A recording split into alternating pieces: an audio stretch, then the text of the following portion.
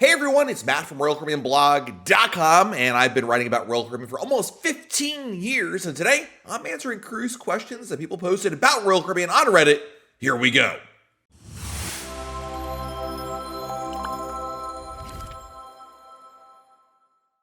The first question is from Romulus Wolf. What are some must-bring items that people don't normally think of?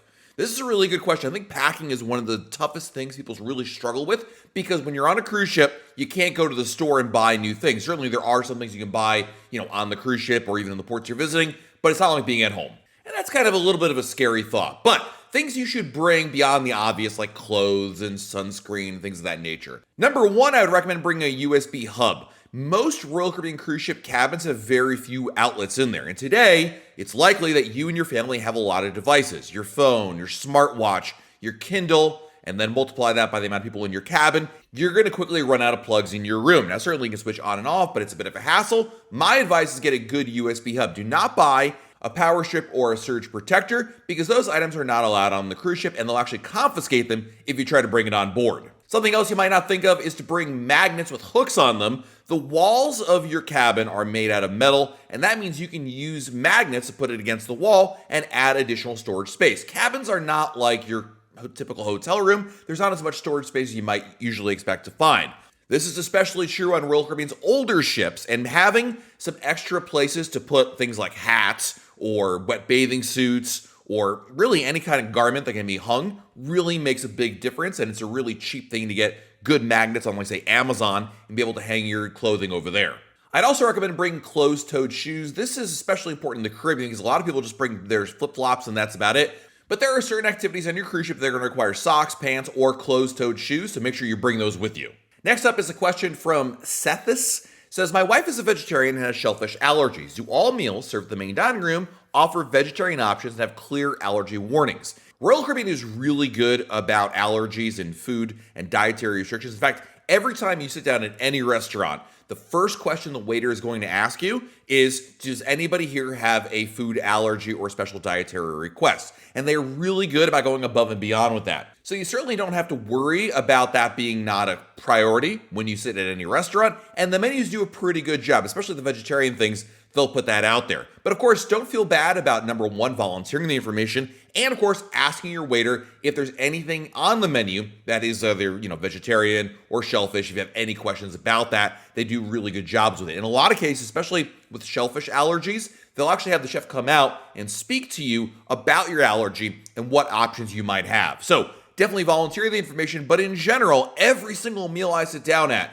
even if the waiter knows me, will still ask me if anybody at the table has a specific allergy or dietary request. So they're really good about this. And this applies, by the way, to gluten-free. I know the person didn't ask about this, but this is one of the most common questions I see about dietary requests is someone is gluten-free and looking for gluten-free options. There are a ton of great gluten-free choices that you can find. In fact, at the Windjammer Buffet, there's an entire section dedicated to gluten-free options. And you'll find gluten-free options on menus as well. But again, just like the vegetarian and the shellfish allergies, make sure you say, hey, I'm gluten-free. Are there other options besides what I see here? Or what options on the menu can you direct me to that are in fact gluten-free?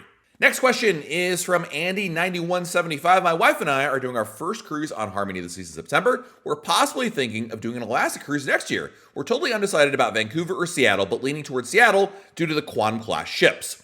This is a good question because a lot of times people really do struggle with which port to go out of, which ship to sail on when they're doing an Alaska cruise. Royal Caribbean operates its Alaska cruises out of either Seattle or Vancouver, and there are advantages to both. If you cruise out of Seattle, you're going to get bigger, newer ships, and it's generally speaking easier to get into Seattle because there are more domestic flights to Seattle than there are Vancouver. This is especially true for Americans. Vancouver has an advantage in the sense that, number one, the itineraries are a little more varied for Vancouver. In fact, you can actually do land and cruise tours in which you have a cruise and a land portion that takes you inland, and it's one of the best ways to actually see all of Alaska, especially if it's your only opportunity going there. The downside to Vancouver cruises is, well, number one, there are less flights. Number two, you're going into Canada, and for some people that may be more of an issue in terms of the logistics. It's an international flight, higher flight costs, and on top of that, you're also going on a smaller ship. The Quantum-class ships, which Andy9175 alluded to, go out of Seattle. There's more to do on board.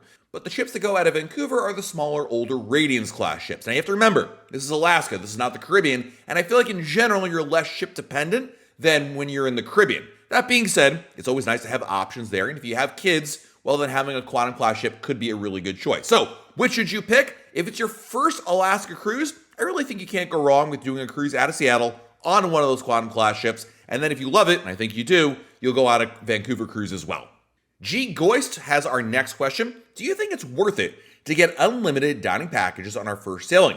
We already got the soda packages, but the dining one sounds pretty complicated. There are a lot of included food options in your cruise, but there are additionally options in which you can pay extra for dining. And this day and age, there's a lot of marketing and effort put towards those specialty dining options. It can be really enticing because, of course, if you opt to do specialty dining, you have additional choices of cuisine and cooking styles, sushi, Italian, steaks. It's really nice to have these things, and it can be very tempting to spend the money on that. The problem with specialty dining and even the limited dining packages, it's not cheap. Now, depending on which ship you're going on, it may not be that bad, but you've already paid a lot of money for your cruise, and that does include a fair amount of food. So, as a first-time cruiser, my advice to you is to do both, not one or the other. So what I would do is actually opt to do 1 or 2 specialty restaurants in addition to spending time in the main dining room. I think it's really important as a first-time cruiser to get the experience of both, having the included food as well as if the cost extra, and that way you can lean towards which option you like. Some people end up just doing all specialty, and some people prefer just what's included there, and there's no right or wrong answer. Certainly, you could get the unlimited dining package, and it could definitely save you some money. It's a great value,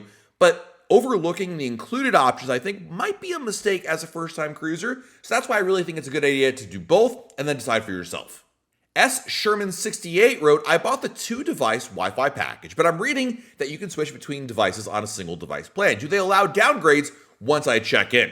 Wi-Fi packages are one of the most popular add-on costs because being on the internet is really important to a lot of people. Not just for being on work, but people like just being connected, being able to check social media and talk with friends and family. It's really nice. And of course, Royal Caribbean now has Starlink, which makes the internet work a whole lot better. So with all that being said, could you downgrade your package once on board? You might be able to. My advice, though, is actually to do this before the cruise. In general, it's easier, cleaner, and faster if you all do it before the sailing. When you purchase something before your cruise on Royal Caribbean's website or the Royal Caribbean app, you can cancel and rebook things with no penalty. So feel free to do that all the way up until sailing. So if you bought the 2-device Wi-Fi package and there's still time before your cruise, I would definitely recommend you actually cancel and rebook it beforehand and rather than waiting on board the ship. Certainly you could ask to downgrade the package. They might do that for you. But the issue with it is they're probably going to give you onboard credit if they do, which you're almost certainly going to spend on board. Whereas if you canceled and then purchased the 1-device package online before the cruise, you get a refund of the money, which for a lot of people I think is important. Mama, Bear, and Pets wrote, we just got off a cruise this past weekend and was planning on doing the post-cruise survey. Our dinner waiter mentioned they rate 10s down the line because he gets dinged on questions like how the food was, which is ridiculous. Our waiter is fabulous, and I don't want to penalize him, but I had 2 nights where the food was inedible. Does anybody know how the survey results work or what I can rate without penalizing him? And I agree with Mama Bear and Pets. This is actually a really important thing because Royal Caribbean really emphasizes its survey, and they rely on something called Net Promoter Scores. Without getting into too much marketing jargon here, essentially, it's a way to evaluate, of course, the operations across the board. The problem is the dining room staff and the food, the chefs, whatever you want to look at it, are basically molded into one.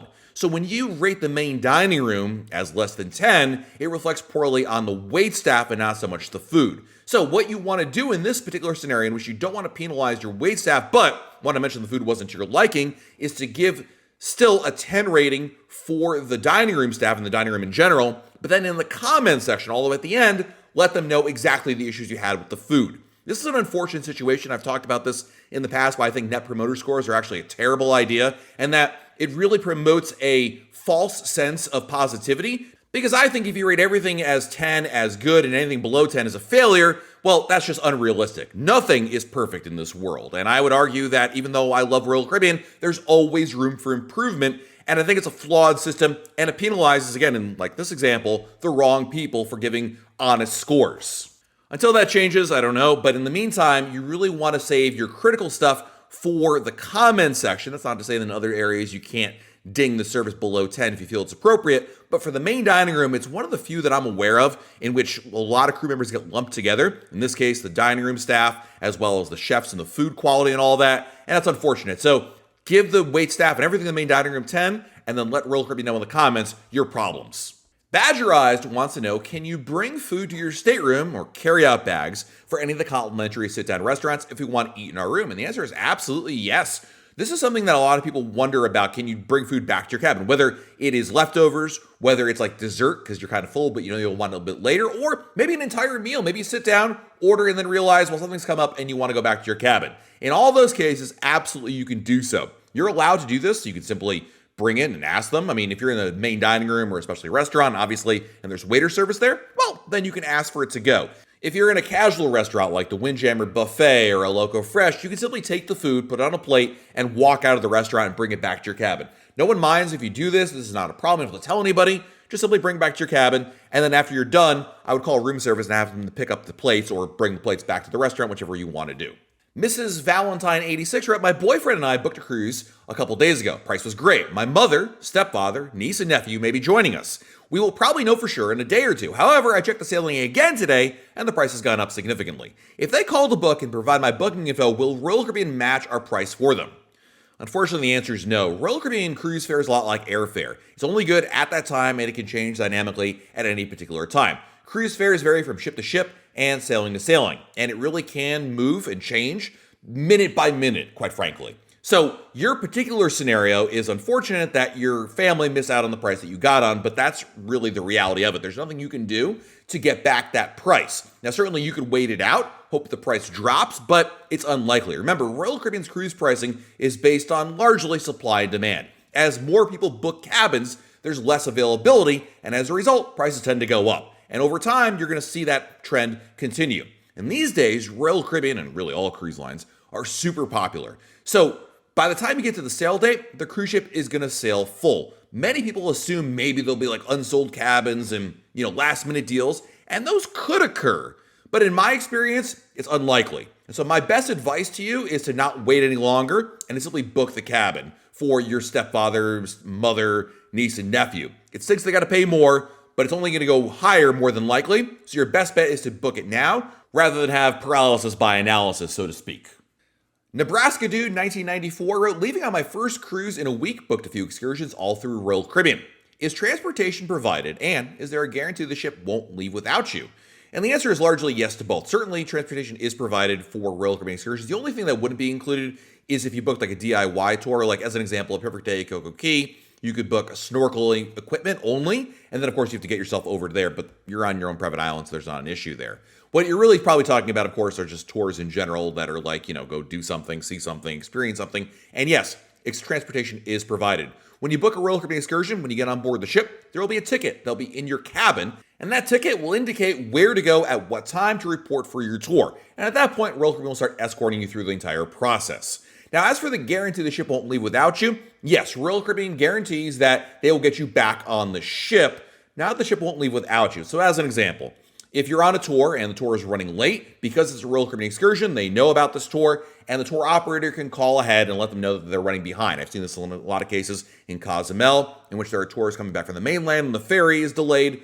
You'll see that where you'll wait a little bit longer. Now, in a scenario where your tour is really delayed, like hours, unlikely, but hypothetically, Royal Caribbean actually could send the ship on, and then Royal Caribbean would get you to the next port and meet up with the ship. I really don't recall this ever happening, or certainly anybody reporting it ever happening, but I want to make it clear that theoretically, that could be a possibility. But regardless of that fact, that is one major reason to book your tour through Royal Caribbean, and for a lot of people, that's the only reason they book their tours through Royal Caribbean. And our last question is from Fashion Indie 91. I went on a few Royal Caribbean cruises before the pandemic, and one thing I noticed was that they offer drink packages at 50% off once you board as a way to entice people to buy it at a good price. I went on a cruise last year and they weren't doing that. I'm wondering if anyone has seen this on recent Royal Caribbean cruises. I just want to know if I should wait or buy ahead of time with just the discount offered online. And the answer is you should always, 100% every single time, book your drink package before the cruise. Royal Caribbean does offer deals on board, so to speak, but the price is always higher. Let me say that again. You should always pre-book your drink package before the cruise because the price will be higher once you get on board the sailing. In addition, ignore the percentages off. They're almost marketing and window dressing, quite frankly. The bottom line is you want to look at the price when you add it to the cart, because in a lot of cases that will actually indicate what's happening. Royal Caribbean offers like sales all the time pre-cruise, and it can get confusing because a lot of times they all sound the same, because in a lot of cases they are all the same. So my best advice to you is book your drink package early. Don't wait. And then later on, continue to reprice it. When you see a new sale, or just periodically log in to check again, add it to your cart, see if the total price has changed. And if it has, cancel and rebook. But I promise you, if you pre-book it before the cruise, it's going to be cheaper than when you get on board the sailing. There you have it, some answers to some common Royal Caribbean questions we saw on Reddit. Let me know in the comments below if you agree or disagree with my answers there. And while you're below our video, hit the like button, subscribe to our channel, and turn on notifications. That way, YouTube lets you have a brand new video to share. This has been Matt from RoyalCaribbeanBlog.com. We'll talk again real soon.